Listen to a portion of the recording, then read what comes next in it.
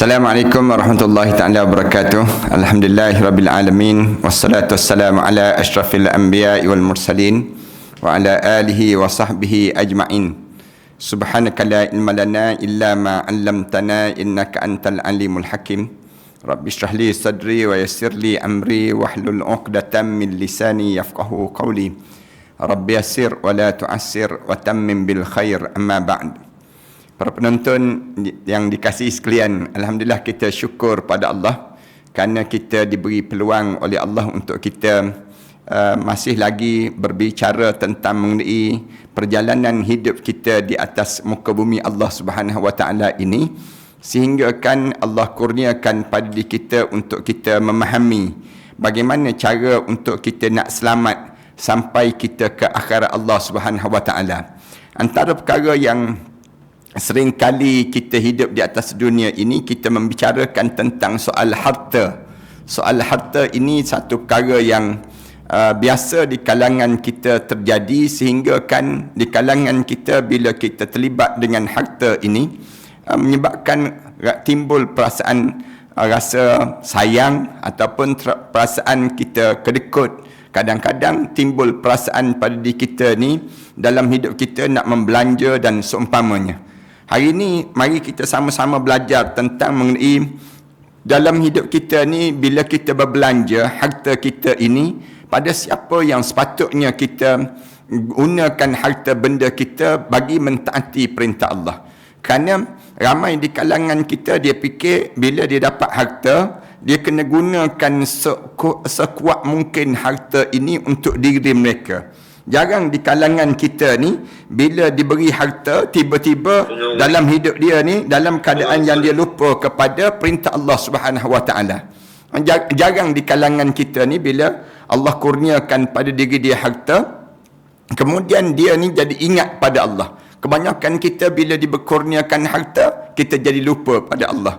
Lupa ni sama ada kita tak tunai tanggungjawab, yang menyebabkan kita sibuk pada diri kita sendiri, yang menyebabkan kita sibuk dengan mencari harta sebanyak mungkin dalam kehidupan kita. Sedangkan harta ini sepatutnya kita guna untuk dapatkan kita akhirat, dapatkan syurga Allah. Tiba-tiba harta yang kita miliki tidak dapat syurga Allah. Tiba-tiba kita dapat yang disebut dengan kawah pada kawah-kawah neraka Allah. Kan rugi dalam hidup kita demikian. Dalam perbincangan kita kali ini, saya nak sebut tentang mengenai bagaimana yang disebut dalam kitab Tanbihul Ghafilin, iaitu kita diajar supaya membelanjakan harta benda kita ini kepada yang disebut dengan anak-anak kita. Kita belanjakan harta benda kita ini pada pasangan hidup kita, isteri kita, ataupun kita belanjakan pada keluarga kita, adik-beradik kita dan seumpamanya. Bagaimana Islam memandang dalam soal sebegini? Kerana ramai di kalangan kita dipikir harta ni kan harta saya, kenapa saya nak berkongsi dengan orang lain? Kenapa saya mesti bagi pada anak-anak saya? Kenapa saya kena bagi pada isteri saya? Kenapa saya kena bagi pada adik-beradik saya? Sedangkan itu kan saya yang cari. Ini kebanyakan kita dirasa demikian. Tapi cubalah kita perhati bagaimana Islam diajar supaya membelanjakan harta benda kita ini untuk siapa yang sepatutnya. Ini yang kita mesti kita perhati pada diri kita demikian, harta benda kita ini, supaya bila kita mati nanti kan kita tak menyesal. Ramai orang kita ni dia mati dia menyesal. Antara penyesalan yang besar yang kita menyesal ialah soal harta. Soal harta ni menyebabkan orang kita menyesal. Kita dah habiskan harta kita bukan pada tempatnya, ataupun kita sibuk mengumpul harta, tiba-tiba kita meninggal dunia, pun kita rasa menyesal juga kerana kita tak manfaatkan harta yang Allah kurniakan pada kita untuk kita gunakan mendapatkan ganjaran syurga. Yang ni hari ni insya-Allah kita nak sebut beberapa gambaran yang digambarkan kepada kita. Berbelanjalah untuk keluarga kita. Kenapa Islam suruh berbelanja harta untuk keluarga kita? Kita ada sikit yang Allah bagi pada kita ni, kurniaan yang Allah bagi dalam hidup kita, rezeki ini kita guna untuk isteri kita, guna untuk anak kita, guna untuk jiran tetangga kita. Kita agih-agihkan harta yang Allah kurniakan pada kita ni melalui kita kepada mereka. Ayat ni yang kita pastikan jadi demikian pada diri kita ni. Abu Lis As-Samarkandi meriwayatkan dengan sanadnya daripada Ayub berkata, ketika sahabat Nabi SAW berada di suatu tempat, tiba-tiba datang pada mereka seorang pemuda yang tegap, tangkas badan dia. Sadu, badan yang tegap. Langsung mereka berkata, alangkah untungnya pemuda ini, andaikan dia dapat gunakan ketangkasan, kekuatan dia untuk jihad fi sabilillah. Sahabat-sahabat tengok pemuda yang tegak badan ni, sahabat-sahabat kata, untung dia ni kalau dapat guna badan tegak-tegak ni untuk perang. Jadi Rambo lah senang ceritanya dalam peperangan menegakkan kalimah Allah, jihad. Kata-kata ini terdengar oleh Nabi sallallahu alaihi wasallam. Bila keadaan sebegitu, Rasulullah sallallahu alaihi wasallam dengar. Rasulullah dengar. Bila Rasulullah dengar kata-kata sahabat itu, maka Rasulullah bersabda terus. Rasulullah sebut terus, au ma fi sabilillah. Au ma fi sabilillah. Rasulullah sallallahu alaihi wasallam sebut, au ma fi sabilillah illa kullu man qatala aw ghadha. Man sa'a ala nafsihi liyu'affiha fahuwa fi sabilillah. Wa man sa'a ala walidayhi liyu'affiha fihima fahuwa fi sabilillah. Wa man sa'a ala iyalihi liyu'affihum fahuwa fi sabilillah. Wa man sa'a mukathiran fahuwa fi sabilis syaitan. Rasulullah sallallahu alaihi wasallam sebut demikian. Rasulullah kata, apakah tidak ada lain yang disebut fi sabilillah itu? Kamu ni fikir bahawa fi sabilillah itu berada di medan perang je ke? Tak. Rasulullah kata ada lagi. Fi sabilillah ni man qatala aw ghaza saja. Sama ada dalam keadaan berperang ataupun dia berjuang saja. Begitu saja fi sabilillah. Tak. Rasulullah mula nak gambarkan, man sa'a ala nafsihi liyu'affiha fahuwa fi sabilillah. Siapa-siapa yang bekerja menggunakan badan dia untuk dia menahan diri dia ataupun untuk mencukupkan keperluan hidup dia, sebenarnya dia berada di jalan Allah. Dia berada di jalan Allah Subhanahu wa taala. Wa man sa'a ala walidayhi liyu'affihuma. Siapa-siapa yang dia buat kerja bertungkus lumus dalam mencari nafkah harian dalam hidup dia ni, dia cari rezeki-rezeki dalam hidup dia. Dia bersungguh-sungguh untuk dia gunakan kepada kedua ibu bapa mereka, supaya kedua ibu bapa tu rasa cukup dalam hidup. Tak perlu nak angkat bendera putih. Senang ceritanya, ibu bapa tu tak perlu nak bagi tahu pada orang lain yang dia ni susah nak dapat sumbangan dan sebagainya. Fahuwa fi sabilillah. Orang tu berada di jalan Allah. Dia bekerja. Orang tanya, kerja untuk apa? Untuk dapat rezeki. Lepas tu saya nak bagi rezeki saya ni, nak bagi pada mak ayah saya untuk mereka bayar hutang-hutang mereka. Bayar hutang-hutang mereka, nak suruh mereka ni hidup sempurna, mereka ni tak terminta-minta dengan orang dan sebagainya. Maka orang yang bekerja ni fi sabilillah juga. Rasulullah kata dia berada di jalan Allah juga. Berjuang dalam hidup dia. Demikian juga waman sa'a ala iyalih, ataupun ada orang yang berusaha dalam hidup dia, bekerja untuk keluarga dia. Dia cari rezeki, dia sanggup buka kemah, jual barang tepi jalan, sanggup untuk diri dia bekerja, sapu sampah. Orang tanya, nak buat kenapa kerja yang macam ni pun kamu kerja? Dia jawab, saya kerja untuk sara hidup keluarga saya, untuk saya nak menanggung keluarga saya. Buatlah kerja apa pun. Maksudnya jangan hidup ni berpangku lengan, tunggu je orang nak bagi pertolongan. Jangan demikian. Dia buat kerja, buatlah. Dia cangkul pokok, tanam ubi, tanam timun, tembikai, tanam. Buatlah kerja apa pun dalam hidup dia. Orang tanya, kerja apa yang kamu buat kerja ni sampai hitam legam, tengik bau-bau tu badan kamu ni? Kamu buat untuk apa dia? Untuk keluarga saya, untuk iyalihi liyu'affihum, untuk mencukupkan keperluan keluarga dia. Bahawa fi sabilillah, itu pun di jalan Allah. Itu pun di jalan Allah. Sampai dia buatlah kerja dalam hidup dia yang mendatangkan rezeki pada dia, mendatangkan duit, mendatangkan yang disebut dengan dalam hidup dia ni mendatangkan harta, mencukupkan keperluan keluarga dia. Jangan menganggur. Maksudnya demikian. Carilah idea tu mesti sentiasa ada. Nak buat yang tu. Orang jual batu sekarang ni. Orang jual batu sungai. Orang jual batu sungai. Boleh hidup. Jual kat Shopee pula tu. Boleh pun dapat pendapatan. Batu sungai ni, Allahu Akbar. Dapat cuma je tepi jalan. Dapat cuma je dekat sungai-sungai. Rumah dia kebetulan dekat dengan sungai barangkali. Banyak sangat batu. Dia jual batu-batu tungku. Misal contohnya. Dia jual daun ketapang. Daun ketapang. Saya tengok dalam Shopee. Dalam Shopee tu, dia jual daun ketapang. Dalam demikian pun dapat juga ganjaran. Pun dapat ganjaran. Bila orang tanya, kamu jual-jual barang-barang ni, kamu jual itu, jual ini dalam hidup kamu ni untuk apa? Dia jawab, supaya keluarga saya ni dalam keadaan yang cukup keperluan. Maksudnya keluarga saya ni dalam keadaan yang semua memenuhi hajat-hajat mereka. Anak saya ada susu. Kemudian apa dia yang disebut dengan isteri saya, dia berpakaian yang cukup lengkap, menutup aurat, rumah dalam keadaan selamat, hidup di mereka. Dia bekerja sungguh-sungguh dalam hidup dia. Orang ni pun Rasulullah kata, fahuwa fi sabilillah. Dia berada di jalan Allah. Jangan jual benda yang haram je. Jangan jual daun ketum, jangan jual yang disebut ganja, yang disebut benda yang diharam oleh Allah, arak dan seumpamanya. Rasulullah larang yang tu.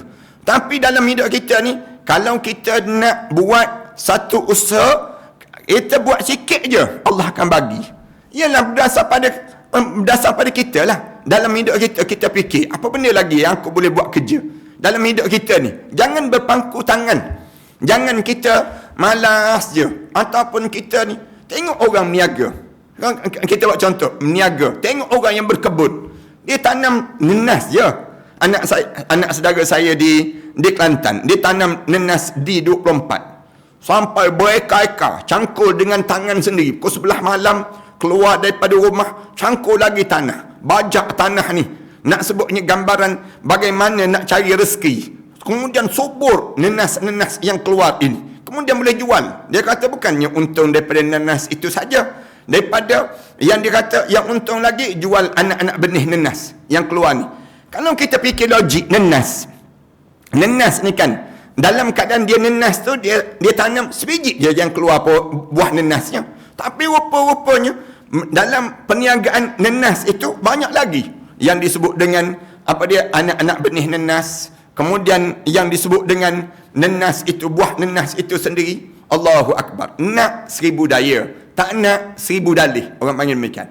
Tapi jangan meniaga benda yang diharam, termasuk meniaga web. Jangan meniaga benda yang demikian. Jangan meniaga yang memusnahkan manusia. Tetapi berniagalah dengan perniagaan yang membawa keberkatan. Ataupun bekerjalah dalam hidup kita. Dalam bidang ekonomi, orang boleh berusaha dapat rezeki. Dalam bidang perniagaan, dapat rezeki. Dalam bidang pertanian, dapat rezeki. Dalam bidang kebudayaan, dapat rezeki. Dalam bidang apa saja yang kita ceburi dalam hidup kita ni, tentu ada rezeki yang Allah tulis untuk diri kita. Cuma banyak ataupun sikit, tamak ataupun kita ni rasa qanaah, memadai. Terpulang pada diri seseorang lah. Orang meniaga sampah-sampah pun, orang kutik sampah jadi duit. Ada orang buat demikian. Nak sebutnya gambaran bagaimana orang yang nak buat kerja. Orang duduk kat rumah sekarang, dia buat kerja pun dapat rezeki juga kat rumah, melalui internet, melalui WhatsApp, melalui Instagram, niaga pun apa saja pun. Ataupun kita boleh buat banyak lagi bidang-bidang yang lain yang ada ni. Semuanya fahuwa fi sabilillah, semuanya di jalan Allah. Allah benarkan perkara demikian selagi mana tak terlibat dengan perkara yang diharamkan oleh Allah. Kalau terlibat dengan perkara yang haram, itu berdosa, tak boleh. Terlibat dengan riba, terlibat dengan benda-benda yang dilarang oleh Allah Subhanahu Wa Taala. Yang tu jelas-jelas dia panggil dilarang dalam syarak. Tetapi dalam Islam ni, Islam suruh kitanya buat kerja tu dengan tujuan apa dia? Supaya diri kamu tak meminta-minta. Yang pertama, supaya mak dan ayah kamu pun tak meminta-minta. Supaya apa dia? Supaya keluarga kamu pun tak meminta-minta dalam hidup kamu. Bila kamu buat kerja yang demikian dalam hidup kamu, fahuwa fi sabilillah, semua itu di jalan Allah. Wa man sa'a mukasiran fahuwa fi sabilis syaitan. Lalu Rasulullah sallallahu alaihi wasallam sebut, Tetapi orang yang mana-mana orang yang bekerja semata-mata untuk berbangga-bangga, untuk menyombong, untuk nak bergaya, nak tunjuk yang tu, nak tunjuk yang ni, Rasulullah kata dia berada pada jalan syaitan. Na'udzubillah min dzalik. Dalam bidang yang dibenarkan dalam syarak, buatlah dalam hidup kita. Hatta sekarang ni menjadi sukarelawan untuk di PPV pun ada allowance Allah bagi melalui rezeki-rezeki yang demikian. Maknanya pada diri kita ni, atas diri kita lah, kita ni bekerja dalam hidup kita, jangan sampai peringkat kita ni buat benda yang dilarang oleh Allah. Ni benda-benda yang kita benda-benda yang kita nak kena jaga adab lah, termasuk dalam bidang trainer. Tapi walaupun dia train orang perempuan sekalipun, tapi dia kena jaga batasan lah. Kena jaga batasan aurat, kena jaga batasan dia bersentuhan. Walaupun suami dia, kemudian dia kena train pula orang perempuan. Maka di waktu tersebut dia dalam bidang trainer, dia kena jaga batasan. Jangan sampai dia pegang, peluk dan sebagainya. Semua benda-benda tersebut diajar supaya kita kena jaga batasan-batasan. Adakah itu di jalan Allah? Ya, itu masih lagi di jalan Allah, yang disebut ganjaran pahala yang Allah sediakan untuk mereka. Rezeki-rezeki itu boleh digunakan untuk keluarga masing-masing. Abu Lis meriwayatkan dengan sanadnya daripada Sauban radhiyallahu anhu berkata, Rasulullah sallallahu alaihi wasallam bersabda, afdalud dinar dinarun yunfiquhu ar-rajul ala iyalihi wa dinarun yunfiquhu ar-rajul ala dabbatihi fi sabilillah wa dinarun yunfiqu ala ashabihi fi sabilillah.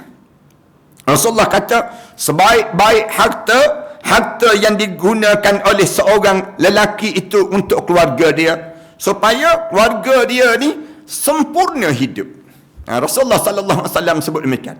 Sebaik-baik harta seseorang yang dia dapat rezeki untuk apa dia? Rezeki dia ni, rezeki digunakan untuk keluarga dia. Beli barang-barang mainan, beli barang-barang makanan, beli keperluan harian dalam keluarga dia. Jangan sampai peringkat harta isteri dia diambil oleh suami. Kenapa diambil oleh suami? Nak tanggung keluarga. Jangan. Suami jangan ambil harta benda isteri. Harta benda isteri. Tapi harta benda suami menjadi milik keluarga.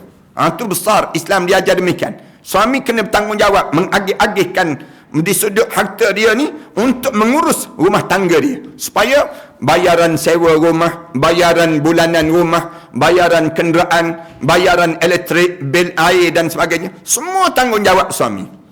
Itu tanggungjawab suami yang mesti dipikul ala iyali.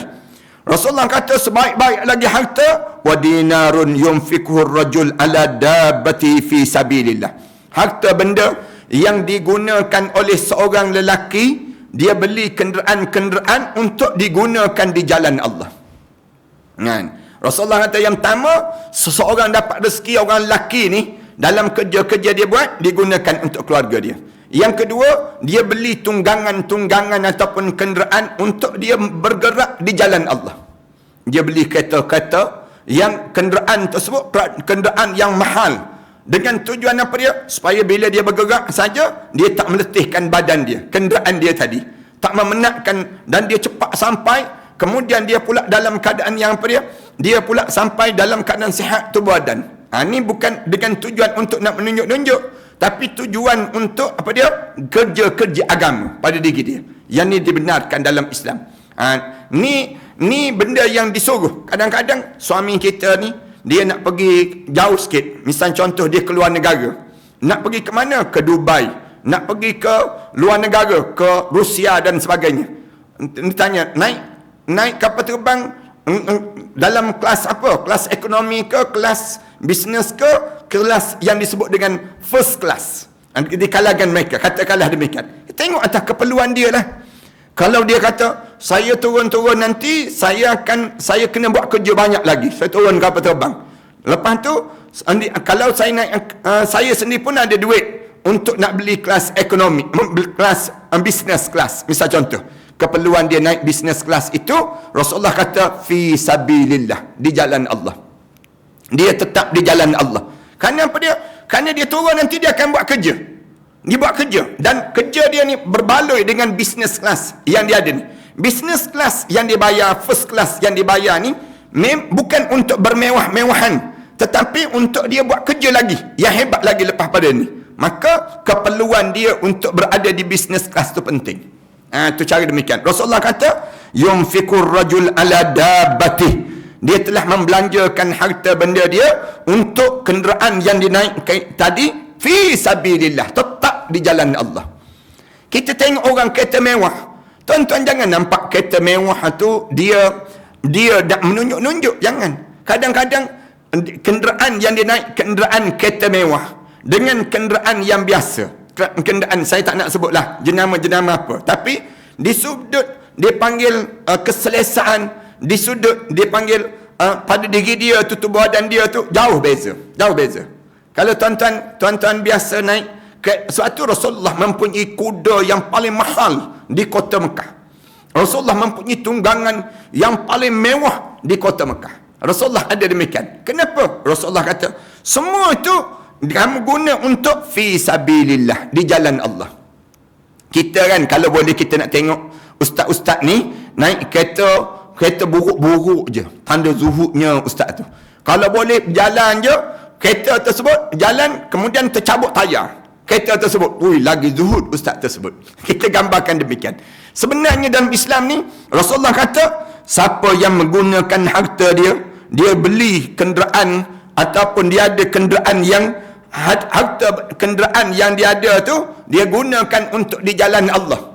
Dia gunakan untuk pergi ceramah, pergi dengar kuliah, dia gunakan untuk apa dia? Pergi masjid, kemudian dia gunakan untuk memberi sumbangan dan sebagainya. Di kalangan mereka sebut, dia berada di jalan Allah.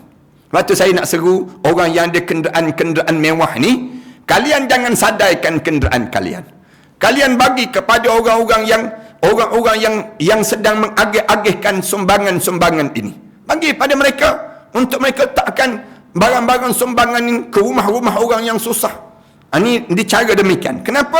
Kamu telah menggunakan kekayaan kamu, rezeki yang Allah bagi pada kamu fi sabilillah, di jalan Allah. Itu yang kena ada di kalangan kita.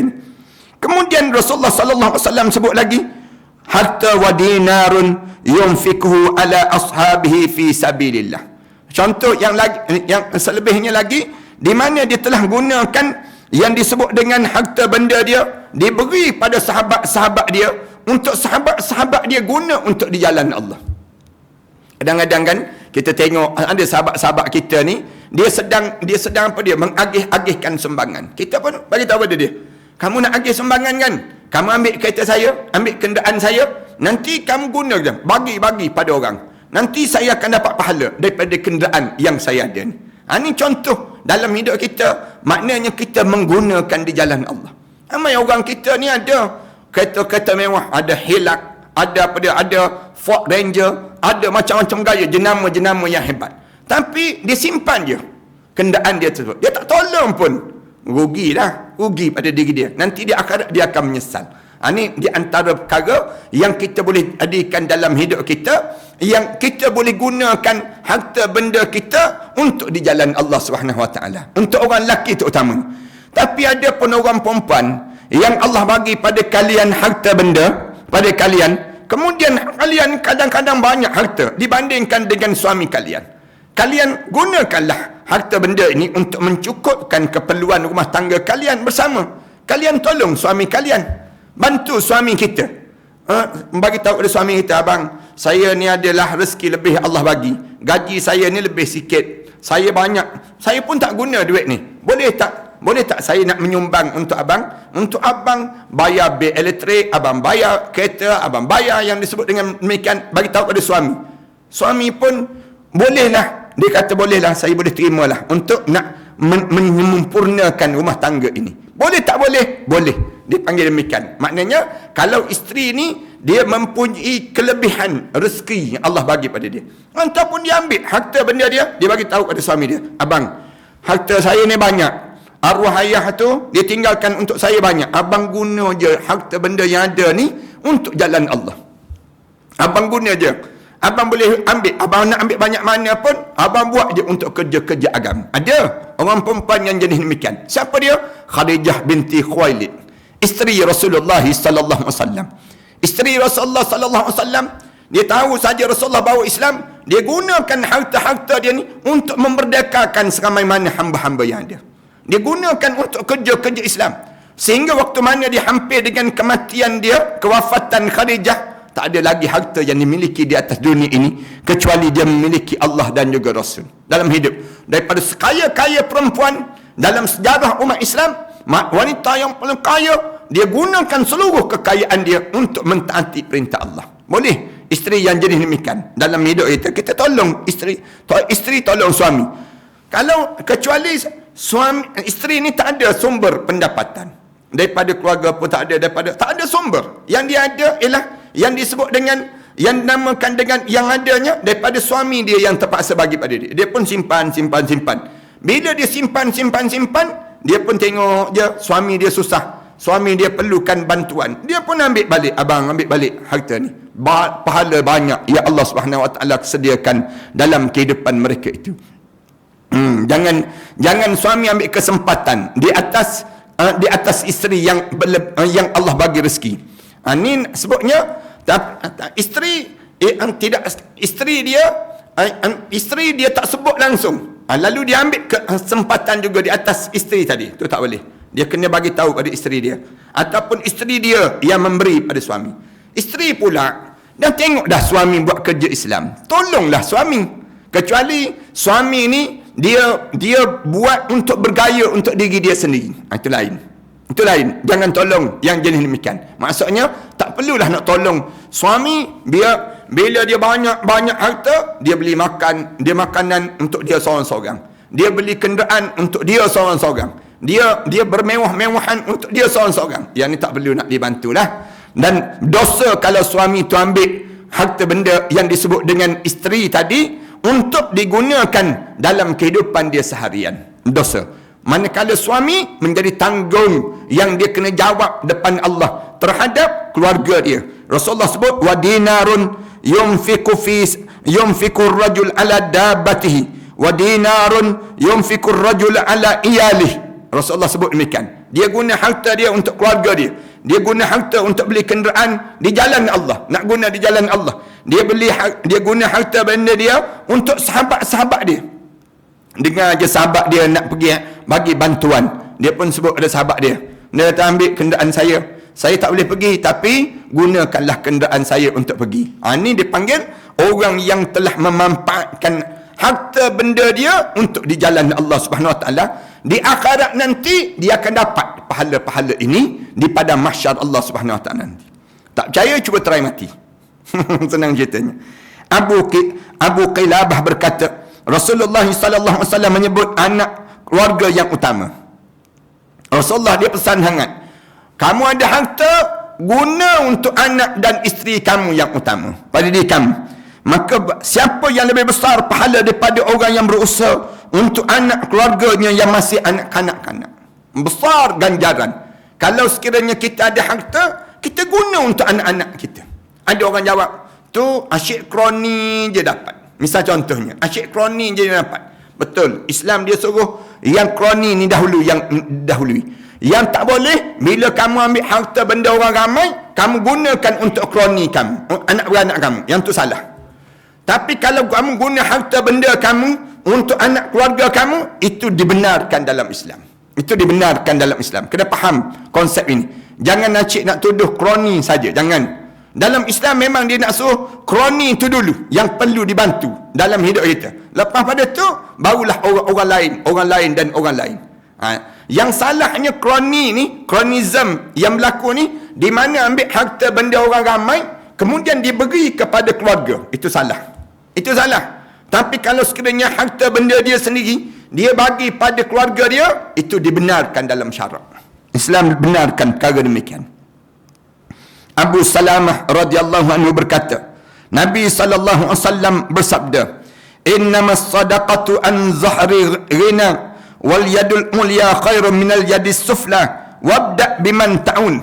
Rasulullah kata, sesungguhnya sedekah itu daripada kekayaan. Innamas sadaqatu an zahri ghina. Rasulullah kata, bila kamu berinfak, kamu bersedekah itu daripada kelebihan daripada hajat keseluruhan yang kamu ada. Ni maknanya bila kamu nak bersedekah tu bila kamu dah sempurna dah yang lain. Dalam hidup kamu tu tak ada dah keperluan. Anak kamu tak ada dah keperluan, berlebih-lebihan dah. Kemudian kepada yang disebut dengan apa dia, kepada orang tu pun tak, jiran tetangga kamu pun dah kamu telah bagi dah, kamu bagi dah elok dah. Adik-beradik kamu pun dah semua dah dapat dah. Lepas pada tu Rasulullah kata barulah dibagi kepada orang-orang lain dalam hidup. Sebab tu saya sebut banyak kali kan, dalam konsep hidup ni kita kena faham antara orang yang terawal yang kita kena tolong yang paling dekat dengan diri kita. Satu saya sebut sebelum daripada ni pun saya sebut, siapa yang nak angkat bendera putih boleh dengan elok-elok ni, tapi dengan syarat setelah mana dia tak ada lagi dah adik-beradik untuk dia nak mengadu masalah, setelah mana dia tak ada lagi dah jiran-jiran untuk mendengar masalah diri dia yang boleh membantu dia, setelah mana dia tak ada lagi masjid yang dia sembahyang tiap-tiap waktu di kawasan dia, setelah mana tak ada dah yang disebut dengan pemimpin-pemimpin di kawasan dia yang boleh tolong dia, setelah mana tidak ada lagi pusat zakat yang berada di kawasan dia, setelah mana tak ada pemimpin yang mendengar kata dia, maka di waktu itu dia bolehlah bagi tahu pada orang ramai, datanglah tolong saya kerana semua ni tak boleh nak membantu saya di saat ini. Tu maksudnya, biar faham sikit di kalangan kita. Ramai orang kita ni dalam hidup mereka tersebut, dia nampak bahawa ustaz larang daripada angkat bendera putih. Siapa yang sebut demikian?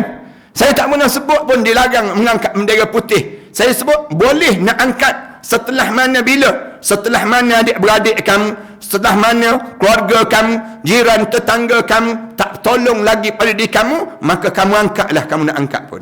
Sebanyak mana pun kamu nak angkat. Tapi dalam hidup kita ni, di antara perkara yang paling utama, kalau kita ada ruangan rezeki yang lebih, di antara benda yang utama kita buat, adik-beradik dahulu. Tolong adik-beradik, tolong keluarga dia, tolong yang disebut dengan jiran tetangga dia. Kalau tuan-tuan ada adik-beradik, tuan-tuan akan rasa adik-beradik tuan-tuan angkat bendera putih, tuan-tuan tak rasa malu ke muka. Kerana apa dia? Adik-beradik tak tolong pun dia. Kalau tuan-tuan ada jiran sebelah rumah tuan-tuan, ada yang dia tak mengadu pun pada kita, tiba-tiba dia angkat bendera putih nak bagi tahu ada orang ramai, aku berjiran dengan dia ni tak peduli pun pada aku. Tuan-tuan tak rasa malu ke bila jadi demikian? Orang yang dalam hidup dia ni, dia jadi ketua, tiba-tiba orang bawah dia angkat bendera putih, dia tak rasa malu ke di hadapan Allah Subhanahu Wa Taala nanti? Rasa malu tu berlaku. Bukan soal dia seorang, soal orang ni pun sama. Kita bukan nak tolong orang ni sama. Rasulullah sebut, unsur akhaka zaliman au mazluman. Kamu tolong saudara kamu yang dizalimi dan saudara kamu yang sedang menzalimi. Lalu sahabat tanya Rasulullah, ya Rasulullah, orang yang kena zalim tu betul lah, kami tahu siapa. Oh, tapi orang yang sedang menzalimi ni, kenapa kami kena tolong juga ya Rasulullah? Lalu Rasulullah sallallahu alaihi wasallam sebut, yang menzalimi itu kamu tahan sikap dia tu, kamu tahan perangai dia tu, supaya dia ni jangan berperangai sama sampai menyakitkan hati jiran, sampai menyusahkan adik-beradik, sampai dia ni tak peduli pada rakyat bawahan dia. Maka di waktu itu kamu tolong dua-dua. Orang yang kena zalim pun kamu tolong, orang yang sedang membuat kezaliman pun kamu tolong. Lalu Rasulullah sebut, al-yadu u'liya khairun minal yadi sufla. Rasulullah kata, tangan yang memberi lebih baik daripada tangan yang menerima. Rasulullah mula gambarkan demikian. Yang memberi ini jauh lebih baik daripada tangan yang mengunjuk-unjuk kat bawah, nak meminta-minta kat bawah ni. Wabda biman ta'un, mulakan dengan yang di atas, bukan bermula daripada tangan yang bawah. Rasulullah gambarkan demikian pada kita. Bulis berkata, saya mendengar ayah saya berkata, ketika mana Sabit Al-Bunani di rumah Anas bin Malik radhiyallahu anhu, tiba-tiba dia berkata, saya telah mendengar Rasulullah bersabda. Rasulullah sallallahu alaihi wasallam mula sebut, inna Allah azza wa jalla qad dhamina dainal abdi idza istadani fi salasatin ahaduha min qabl an-nikah mukhafatan al-fujur thumma lam yaqdir ala qada'iha hatta mat faqad dhamina Allah dainah an yaqdi anhu yawm al-qiyamah. Wathani dainahu li'a'anatil muslimin lil khuruj ila al-ghazwi. Wasalis idza istadana likaffanil mayyit fa inna Allah ta'ala yurdi khusama'uhu yaumal qiyamah.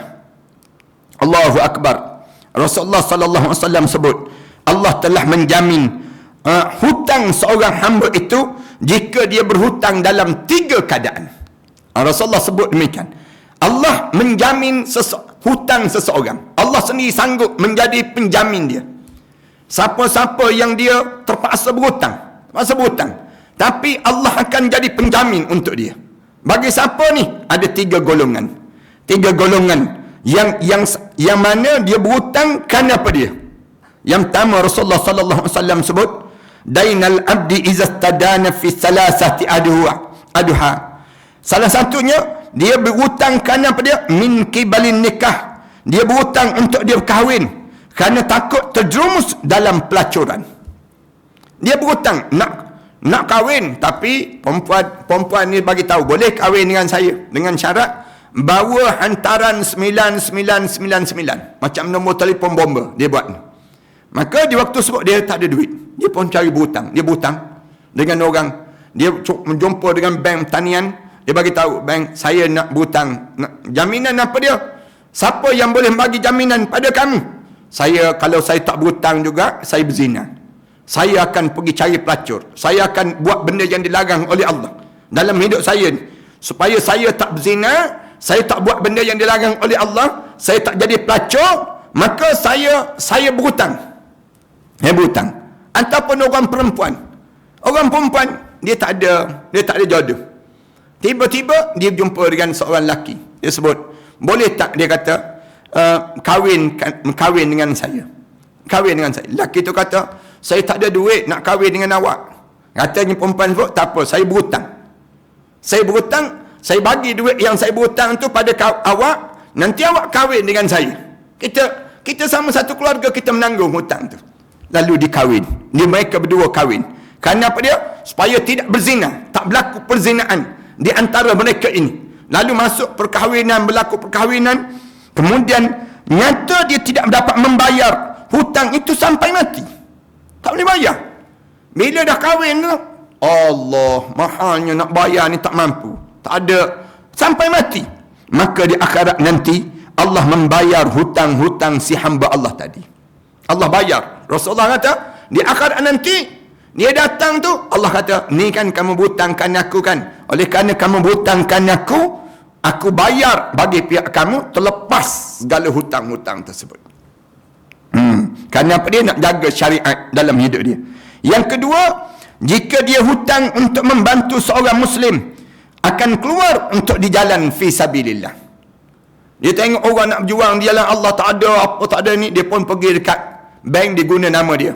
Bank, dia kata saya nak berhutang, saya nak buat apa dia? Bank tanya pada dia kata saya nak tolong sahabat saya. Yang dia ni, sahabat saya ni, memang dia buat kerja agama. Dia tolong begini, dia tolong begini. Saya nak berhutang di atas nama saya, dan mudah-mudahan saya boleh bayar hutang ni. Bank pun lulus hutang dia, bagi. Dia lulus pinjaman dia tadi. Kemudian lepas itu, dia tak boleh bayar juga. Di akhirat nanti Allah tolong bayar segala hutang-hutang tadi. Dianya ambil duit itu, dia bagi pada sahabat dia. Kamu guna untuk jalan Allah. Kamu guna, saya tak boleh nak pergi, saya tak boleh berjuang. Tiba-tiba sahabat dia gugur syahid. Dan dalam keadaan yang sebegitu, dia berjuang di jalan Allah, gugur syahid di jalan Allah Subhanahu Wa Taala. Maka dia pun di akhirat nanti Allah tolong bayar. 2. Yang 3, Rasulullah sallallahu alaihi wasallam sebut, yang 3-nya, izastadana likafanil mayyit. Yang 3, jika berhutang untuk membeli kain kapan orang-orang yang untuk kapan orang mati. Tengok mati ni ramai, tapi nak buat macam mana? Tak tahu ni nak buat macam mana ni. Pinjam duit orang ni. Kemudian kapan mayat-mayat yang baik ini, mayat-mayat yang meninggal dunia, kena qadhi, kena urusan bayaran untuk kenderaan, urusan itu, urusan ni, gali kubur dan sebagainya. Dia terpaksa berhutang. Di kalangan mereka terpaksa berhutang. Keluarga dia terpaksa berhutang untuk nak buat urusan pembayaran kematian ini sendiri. Fa inna Allah Ta'ala yurdi khusama'uhu yaumal qiyamah. Di akhirat nanti Rasulullah sallallahu alaihi wasallam sebut Allah akan memuaskan hati orang-orang yang dihutangi pada hari kiamat nanti. Allahu akbar. Di akhirat nanti Allah bayar segala hutang dia. Kemudian Sabi Al-Banuni pergi kepada Al-Hasan Al-Basri dan menceritakan kepadanya apa yang diterangkan oleh Anas radhiyallahu anhu tadi. Diceritakan keadaan demikian. Al-Hasan Basri berkata, mungkin kerana Anas dah tua dan lemah sehingga lupa yang lebih utama daripada semua itu. Bal dhaminallahu ta'ala ma'a ha'ula'ir rajulun istidranu liyunfiq ala iyalih wajtahadda ala qada'ih falam yablugh hatta mat lam yakun bainahu wa baina khusama'ihi khusumatun yaumal qiyamah. Bahkan ditambah satu lagi, katanya Hasan Al-Basri, dia sebut Anas waktu tu terlampau tua, boleh jadi terlupa satu lagi yang besar juga, itu yang keempatnya dia pergi berhutang ma'a haula'ir rajul, dengan orang-orang yang lelaki di kalangan mereka ni berhutang untuk apa dia? Liyunfiq ala iyalih.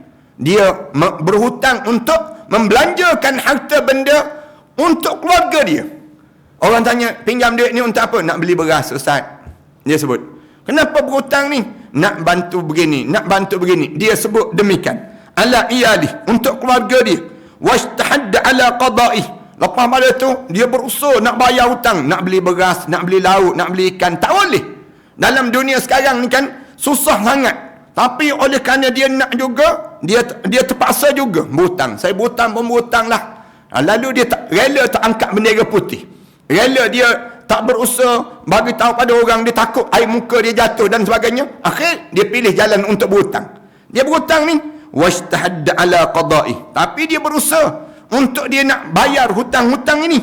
Falam yablugh, tiba-tiba dia tak mampu juga, hatta mat, sehingga dia mati dalam keadaan nak menguruskan anak-anak. Anak berapa orang? 12 orang anak ni. Kerana anak berapa orang? 16 orang anak. Tapi dia tak cerita pada orang masalah hidup dia. Tak susah dia macam mana pun dia tahan. Tapi dia rela untuk pilihan berhutang dalam hidup dia. Pilihan dia untuk berhutang tersebut, wa baina khusama'ihi khusumatun yaumal qiyamah. Di akhirat nanti, dengan keadaan dia tak bayar hutang itu, maka Allah Subhanahu wa taala akan membayar hutang-hutang dia dan melangsaikan hutang dia pada hari kiamat nanti. Allahu akbar. Ini gambaran keadaan yang membelanjakan harta benda untuk di jalan Allah Subhanahu wa taala.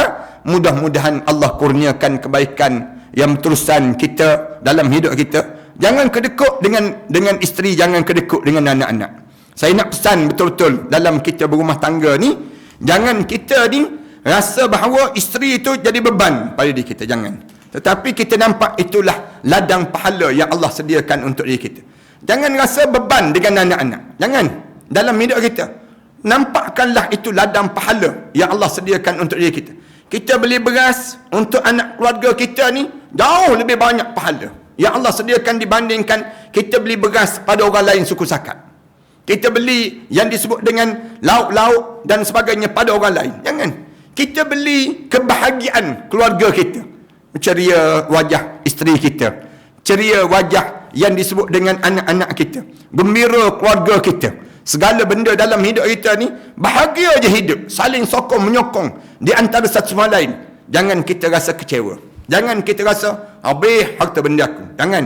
Tetapi ingat, wahai para suami, wahai orang lelaki di kalangan kita ni, bila kita belanja di kalangan keluarga kita, semuanya ganjaran-ganjaran ini Allah akan tulis untuk diri kita, dan kita senang untuk masuk dalam syurga Allah Subhanahu wa taala nanti.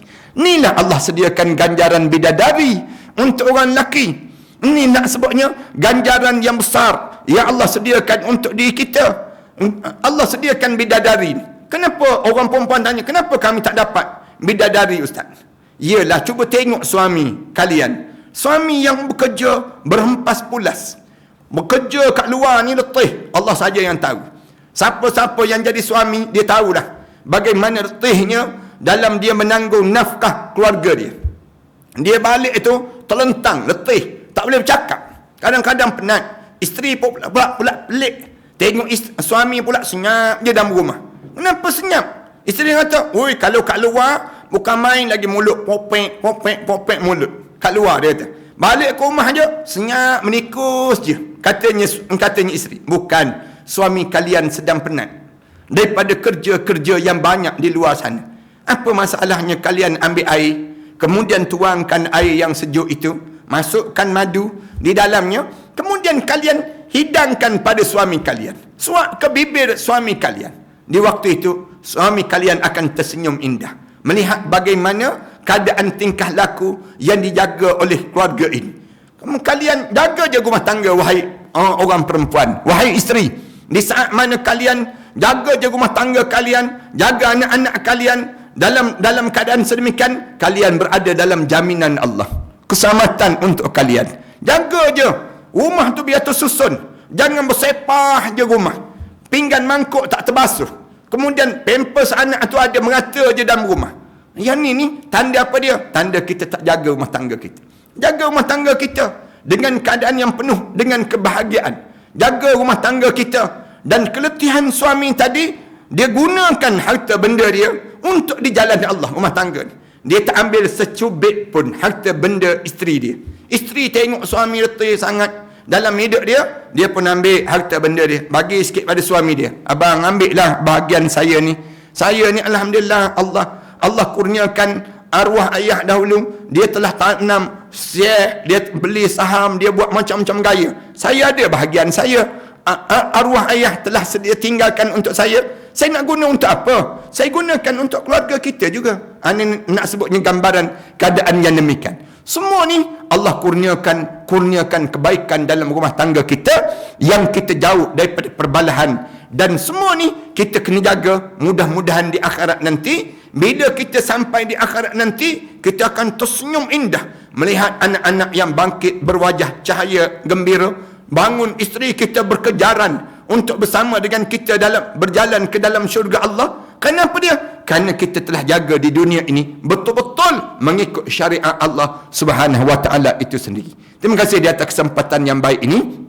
Terima kasih pada para penyumbang yang telah menyumbang penajaan terhadap siri-siri kuliah ini. Terima kasih kepada mereka-mereka yang telah berusaha membantu saya untuk membangunkan ma'had tahfiz dengan anak-anak tahfiz yang seramai hampir 1000 orang ini. Mudah-mudahan Allah jadikan semua ganjaran-ganjaran itu pahala-pahala yang terusan untuk kalian semua insya-Allah. Terima kasih semua. Aku qouli hadza astaghfirullah li wa lakum. Wassalamualaikum warahmatullahi taala wabarakatuh. A'udzubillahi minasyaitonir rajim. Bismillahirrahmanirrahim. Alhamdulillahirabbil alamin. Wassalatu wassalamu ala rasul amin wa ala alihi wa sahbihi ajma'in. Rabbana iftah bainana wa baina qaumina bil haqq wa anta khairul fatihin. Rabbana hab lana min azwajina wa dhurriyyatina qurrata a'yun waj'alna lil muttaqina imama. Rabbana zalamna anfusana wa in lam taghfir lana wa tarhamna lanakuna minal khasirin. Rabbana atina fid dunya hasanah wa fil akhirati hasanah wa qina adzaban nar. Walhamdulillahi rabbil alamin.